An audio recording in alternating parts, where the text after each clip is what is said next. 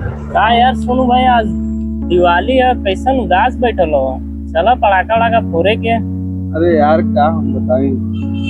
घरे रहनी ना तो माई के साथे दिया जलावत रहनी ना, बहुत खुशी मिलत रहे। और आज इस शहर में आके आज हम अकेला महसूस करते हैं। भाई को यार का माई को बहुत ही याद आवता दोस्त, बहुत याद आवता।